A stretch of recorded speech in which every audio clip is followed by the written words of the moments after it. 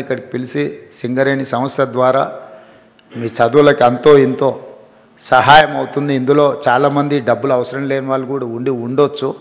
కాబట్టి ప్రభుత్వం వైపు నుంచి మిమ్మల్ని అభినందించడానికి ఇది ఒక మంచి మార్గంగా ఆలోచన చేసి ఈ కార్యక్రమాన్ని ఏర్పాటు చేసినాం. తప్పకుండా ఇక్కడికి వచ్చిన 41 మంది విద్యార్థులు అందరూ సెలెక్ట్ అయ్యి మళ్ళీ టాప్ ర్యాంక్ తీసుకొని తెలంగాణ స్టేట్కే, తెలంగాణ ప్రజలకే, మన వాళ్ళకే సేవ చేయడానికి ఇక్కడ సర్వీస్లో జాయిన్ అవుతారని ఆశిస్తూ కష్టపడండి. మీరందరు సిస్టంలో ఉంటే మన వాళ్ళు ఎంతసేపు నా స్టేట్ లెవెల్ ఎగ్జామ్స్కే ప్రిపేర్ అయ్యేది మన మైండ్ సెట్లో అది ఒక మెంటల్ బ్లాక్ ఉంది మన స్టూడెంట్స్కి. మీరు బీహార్ రాష్ట్రాన్ని తీసుకోండి, రాజస్థాన్ తీసుకోండి, ఆల్ ఓవర్ ఇండియాలో సివిల్ సర్వీసెస్లో వాళ్ళు ఉన్నంతమంది ఆఫీసర్లు ఎవరు ఉండరు. మరి మోస్ట్ బ్యాక్వర్డ్ స్టేట్ అంటారు బీహార్.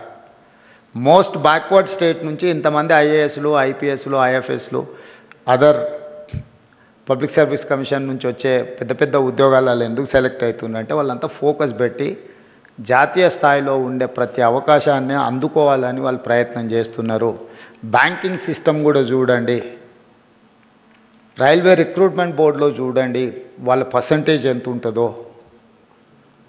వెనుకబడిన అని చర్చ జరుగుతున్న బీహార్ నుంచే అంతమంది సెలెక్ట్ అవుతుంటే అభివృద్ధిలో ముందు భాగాన ఉండి హైదరాబాదు నగరం ఉన్న తెలంగాణ వాళ్ళకంటే ముందు భాగాన ఉండడానికి అవకాశం ఉంది. కాకపోతే అవకాశాలను అందిపుచ్చుకొని మనం ఫోకస్డ్గా ఎగ్జామ్స్కు ప్రిపేర్ అయితే సాధించవచ్చు. మీరందరూ ఆ సర్వీస్లలో ఉంటే తెలంగాణకి ఎక్కడున్నా కూడా సహాయం చేయడానికి ఉపయోగపడతారు. ఈ రాష్ట్రానికి అవసరమైన నిధుల కోసం కేంద్ర ప్రభుత్వాలతో, ఇతర రాష్ట్రాలతో సంప్రదింపులు జరిపే ముందు, ఏదైనా నివేదికలు ఇచ్చే ముందు మీలాంటి వాళ్ళు దేశంలో నలుమూలల ఐఏఎస్ అధికారులుగాను, ఐపీఎస్ అధికారులను, ఇతర ఉన్నత అధికారులుగా ఉంటే మన రాష్ట్రానికి మనం చాలా చేయడానికి అవకాశం ఉంటుంది. మీ భవిష్యత్తే కాదు, మీ గెలుపులో రాష్ట్ర భవిష్యత్తు కూడా ఉన్నది.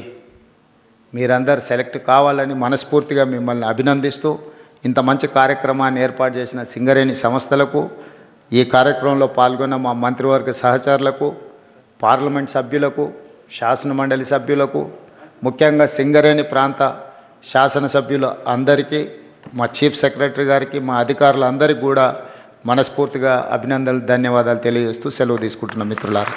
Thank you sir.